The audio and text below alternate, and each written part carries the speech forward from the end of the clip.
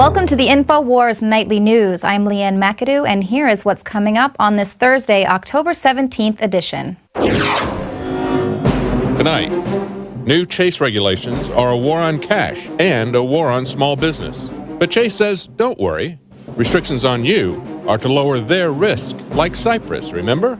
And TSA documents reveal that they know airport procedures are contrived security theater. All that and more on tonight's INFOWARS Nightly News.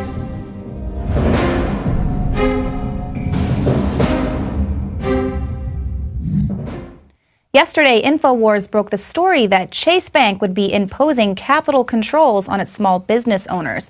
Well, Chase Bank responded to that story after it went viral yesterday by saying that concerns over the capital controls were an overreaction, while admitting that it is imposing limits on cash transactions and banning international wire transfers for business customers.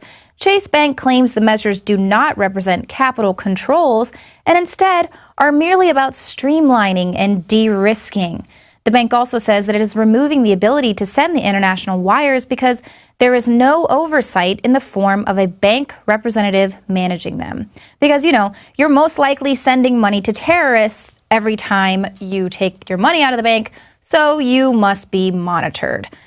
Now, note that Chase isn't concerned about the risk of international money being wired into their bank. They're only concerned about you sending your money internationally. Paul Watson broke this story on Infowars.com, and he points out that in saying that international wire transfers are too much of a risk, Chase Bank might as well be bankrupt because it is telling you there is no money to withdraw.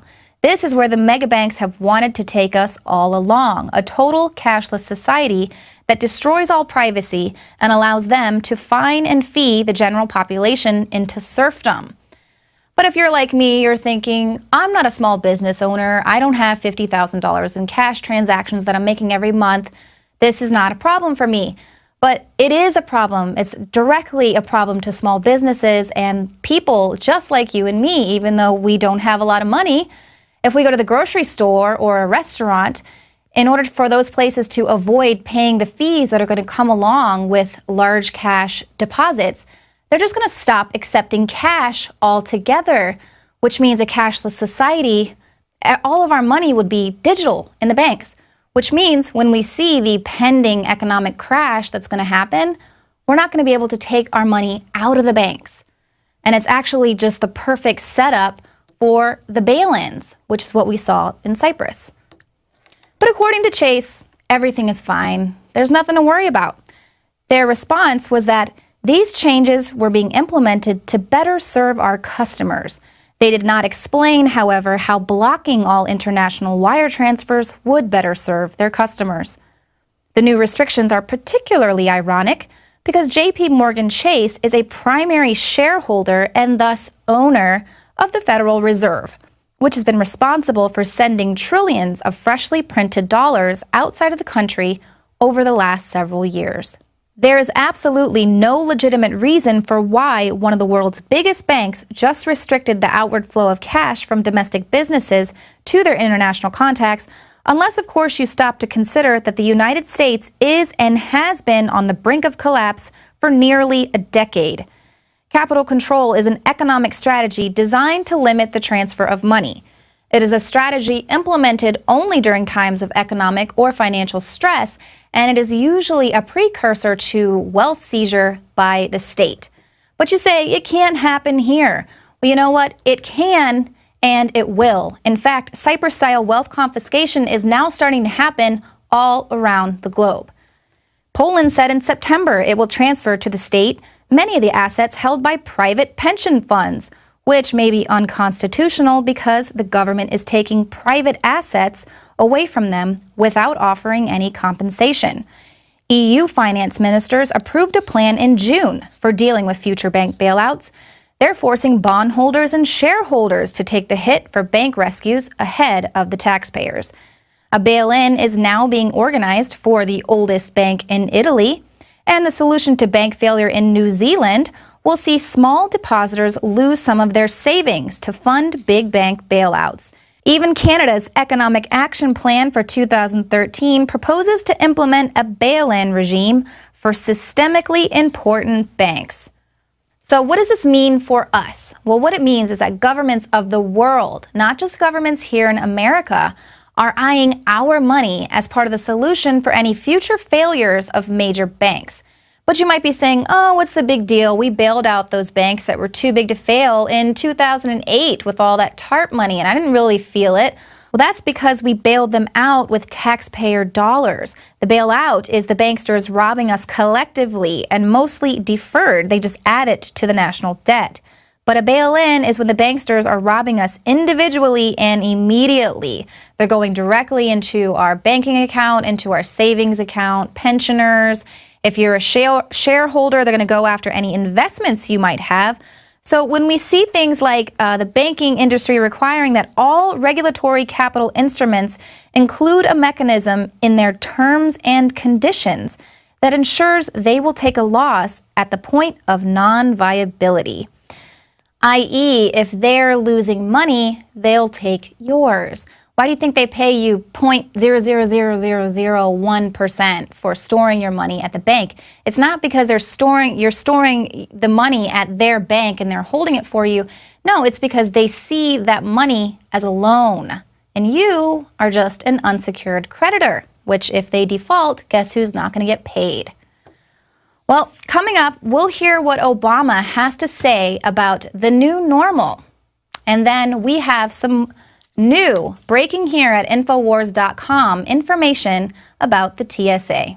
So stay with us. Well, despite Washington's resolution of the debt ceiling deadlock, the fundamentals for a potential to default remain unchanged. That's why a Chinese agency has downgraded the U.S. credit rating. They say the fundamental situation that the debt growth rate significantly outpaces that of fiscal income and gross domestic product remains unchanged. And they added that Washington's solvency was vulnerable as old debts were still repaid through raising new debts.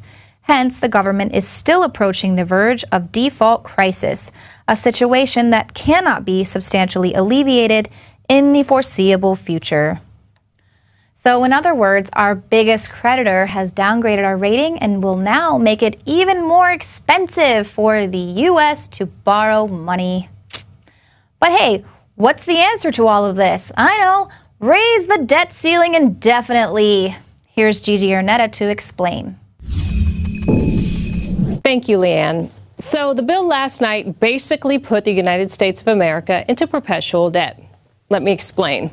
What happens now is instead of waiting and deciding on a debt ceiling, our government will automatically default to a higher debt ceiling, which means we're authorizing ourselves to spend more money unless something happens in the House. So basically the guys up on Capitol Hill have a lot of work to do to keep the debt ceiling from automatically going up, which is crazy because who does business that way? And something else to look at. What are the Chinese and the other people that we owe money to thinking? It's like having a credit card and just saying, you know what, I'm going to go ahead and keep charging, and the person who's loaning us the money has no power over that. Well, in theory, the way we're doing it anyway. So I'm sure that the Chinese right now are frowning at the fact that we just think we can keep spending. Again, this bill is available online. Back to you, Leanne. Oh, but that's okay. Just ignore that. It doesn't make any sense. But overspending is the new normal now in the Obama administration. And if you have a problem with that, King Obama says, ignore the naysayers. All of us need to stop focusing on the lobbyists and the bloggers and the talking heads on radio and the professional activists who profit from conflict and focus on what the majority of Americans sent us here to do. What are you still doing here? Did you not hear your dear leader? He said to ignore us here at the truth-telling media and just allow him and his ilk to continue doing the job that they're there to do. Destroy America. That's right. He wants you to ignore the fact that under Obama, our deficit is off the charts. And he wants to continue to just increase spending in his diabolical pursuit of destroying this country. He wants you to just listen to him and his mainstream media bootlickers and look away, just look away as they rob us and future generations of our livelihood and our sovereignty. He wants you to look away from the outlets that give you the cold, hard facts about what's really going on and just focus your attention on the media that wants to continue not reporting on reality. Don't believe me? Well, when was the last time you heard the mainstream media reporting on the debacle that is Obamacare? As the blob grows, aka the U.S. government, Obamacare will not go away. Except to India, of course, because the company who's handling the healthcare.gov site outsources to India. Way to go, Obama, shipping our jobs overseas. And here's the kicker. Now, hold on to your seats, because it sounds like Solyndra.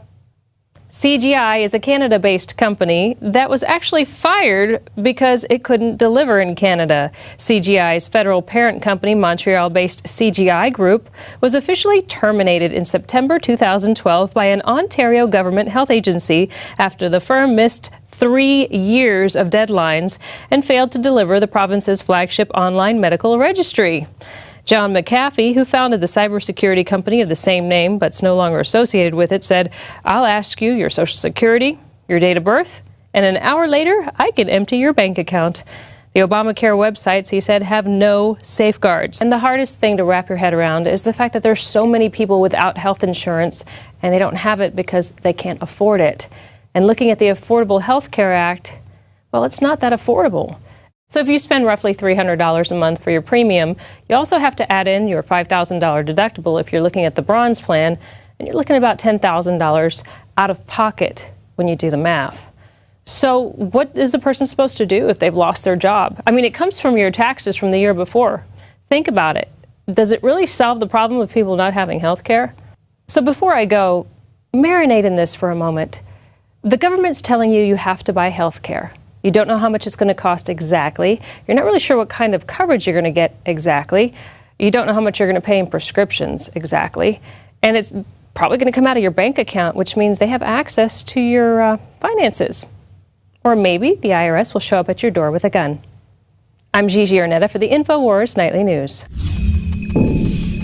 So Obama wants you to ignore the bloggers and INFOWARS and Obama scare. But what he also wants you to ignore is the government's own assessment of the TSA.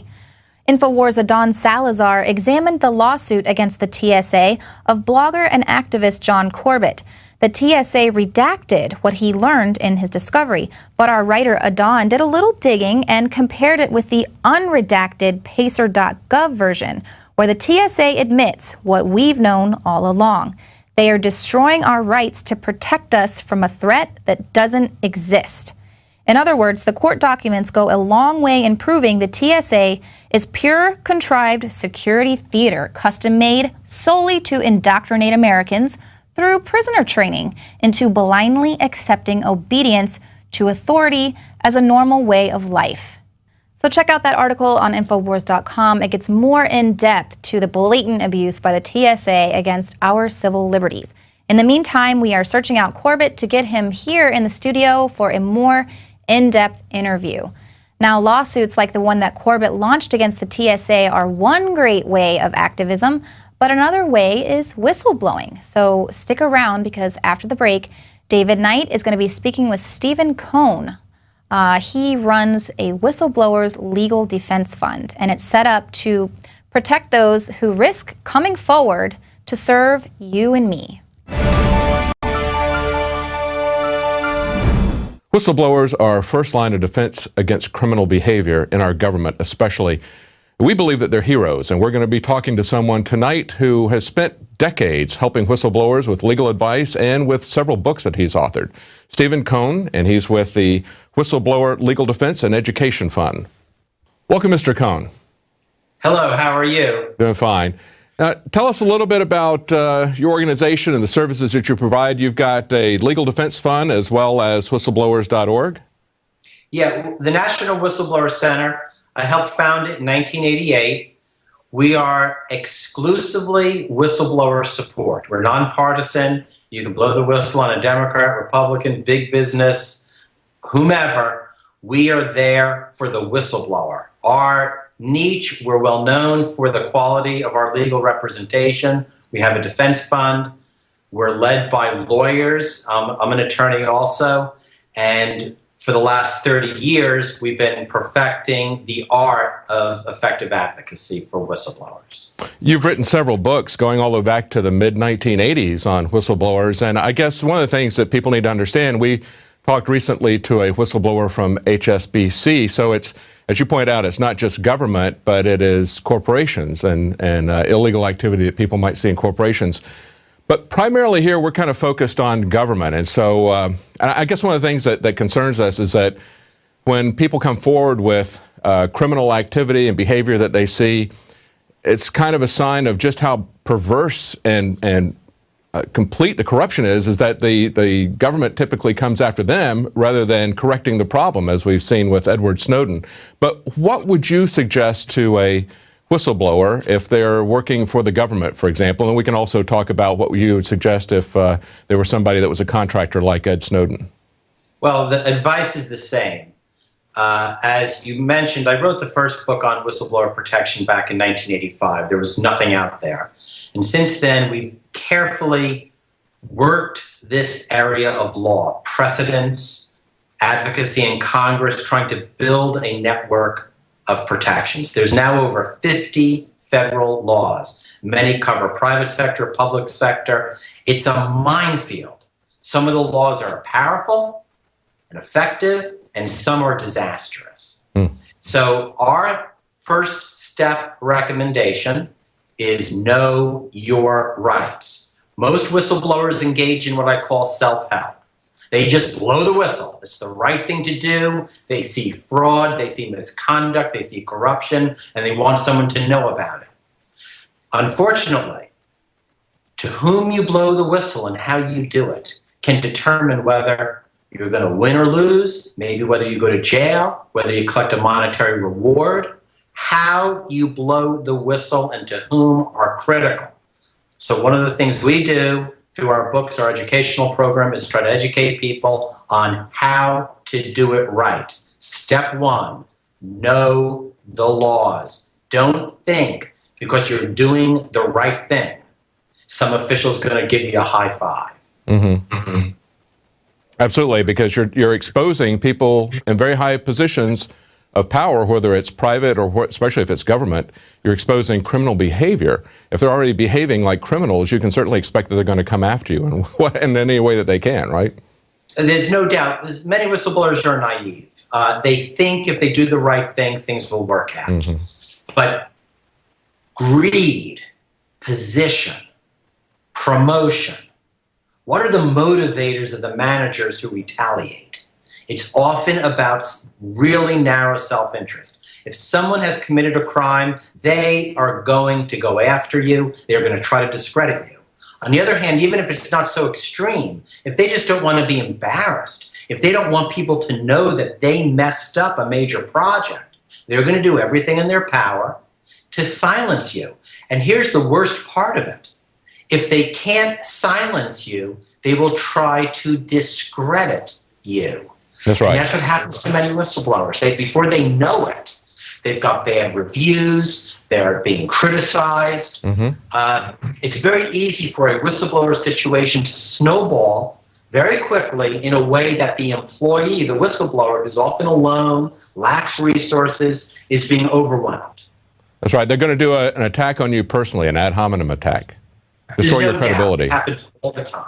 And that's one of our major objections to all this fixation on leaks.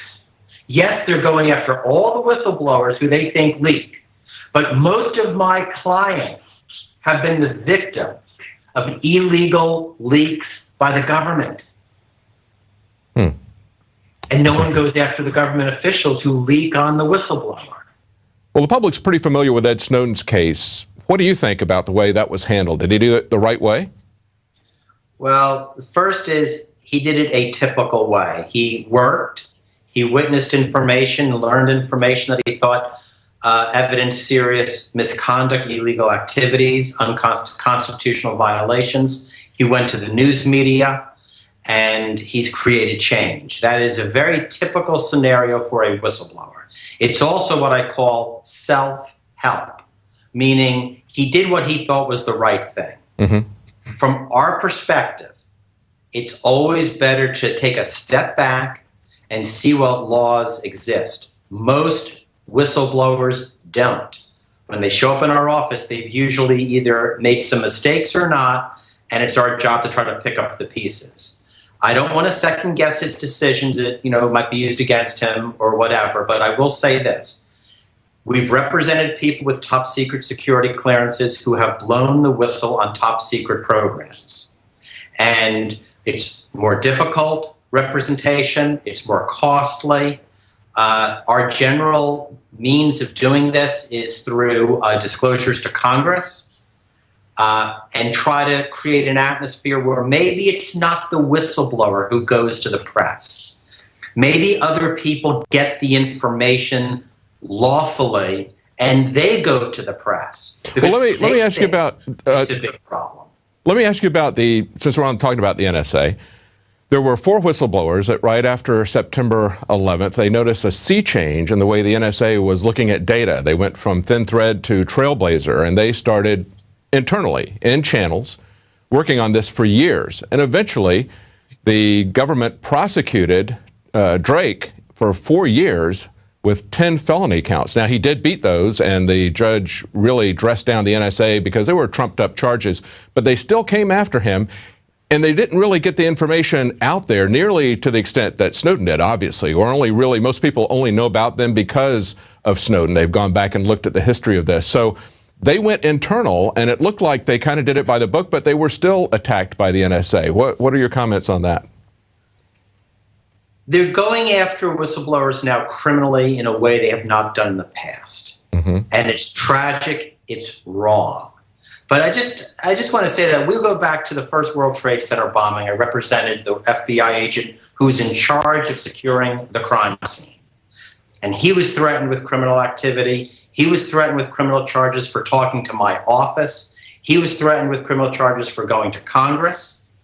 And we were eventually able to get the government to give him permission to go on the Larry King live show and ABC News and blow the whistle on the FBI and give full testimony. It took us about 2 years. And the case shook up the crime lab. It was Frederick Whitehurst. It had great impact. He was under a criminal investigation for years for leaking, but we were able to get around that. So I'm saying is there are channels, there are means, they're very difficult to use. Most whistleblowers don't. What's outrageous here is that everyone has forgotten that in 1968, the U.S. Supreme Court held that government workers can go to the news media and blow the whistle about government misconduct. Yes. All of these investigations are acting as if that Supreme Court decision didn't exist. Yeah, and that's true. They're kind of acting as all this constitutional anyway. That's right. We're out of time. I'm sorry. They're acting as if the Constitution didn't exist. You're right. Exactly. They're just ignoring it. And what you have to do is you got to put yourself right there with the First Amendment and say, we have rights to blow the whistle. Okay, great. We're out of time. I want to encourage people to take a look at your book, also to be aware of your organization. Tell us again what the organization is. It's whistleblowers.org, and the book is The Whistleblower's Handbook. I urge any person thinking of blowing the whistle to get the Whistleblower's Handbook, the guide to doing what's right and protecting yourself. Great. Thank you very much, Stephen Cohen. Thank you for your efforts. It's very important work that you're doing. Thank you. Thank you. Good day.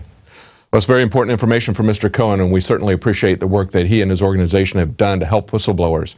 Now, if you want to help InfoWars, you can become a subscriber to Prison Planet TV. Up to 10 people can watch that simultaneously as you watch it. It's a great way for you to blow the whistle on what's going on in the news in a way that you're not going to hear elsewhere. Now stick around. Right after the break, we have some more special reports.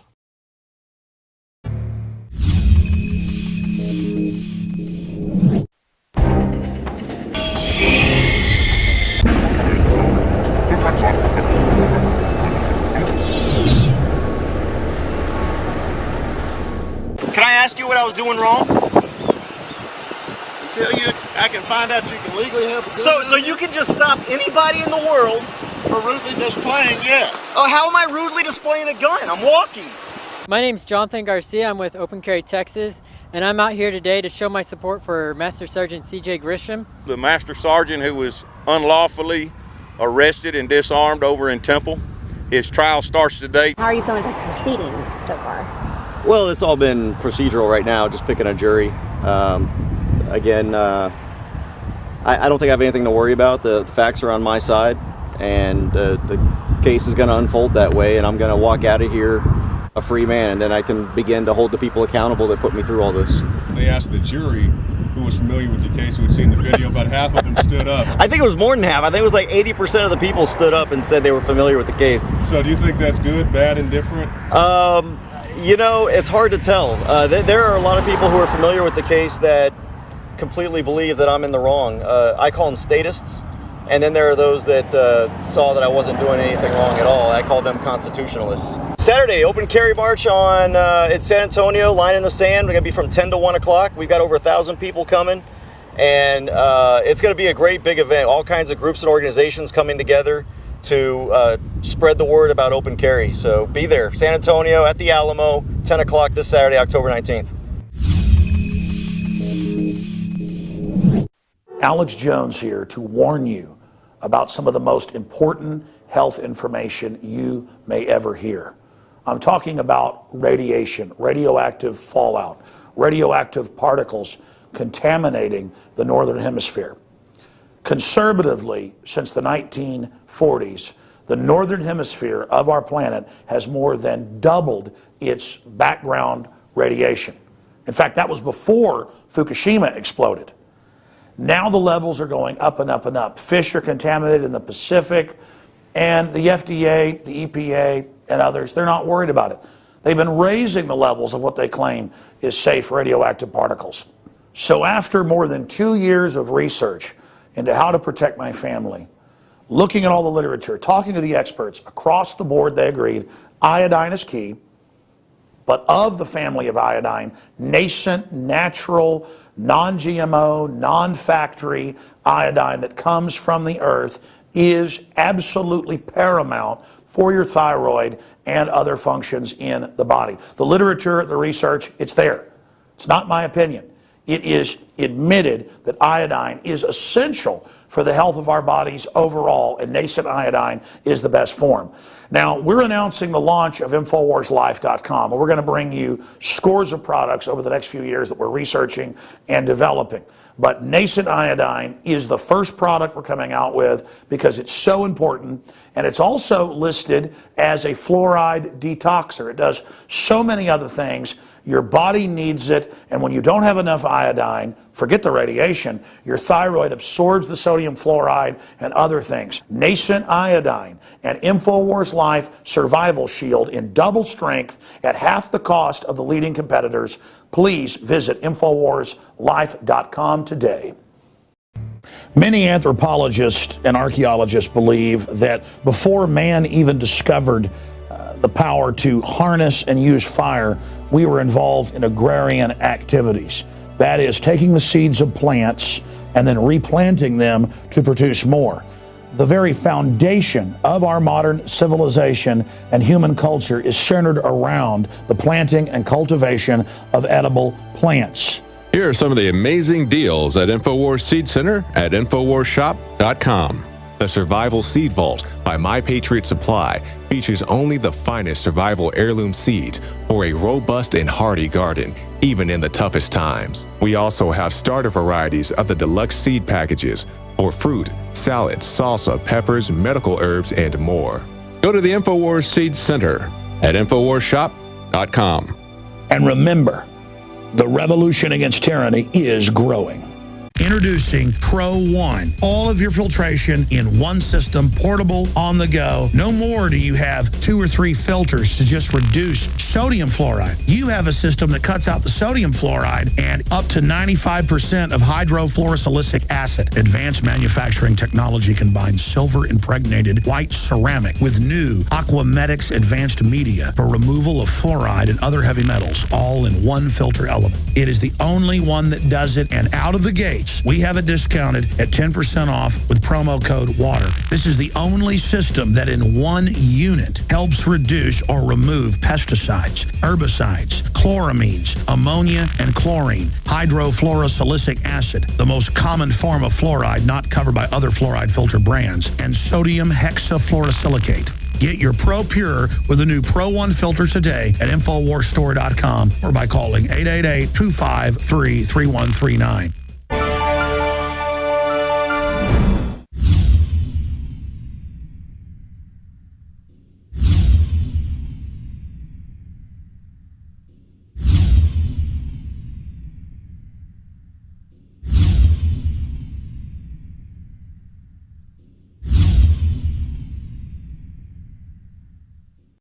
Now you can watch The Alex Jones Show live as it happens at InfoWars.com/show. You'll find links to all of our content there and a free 15-day trial for Prison Planet TV. More than 60 movies and documentaries all in one place at InfoWars.com/show.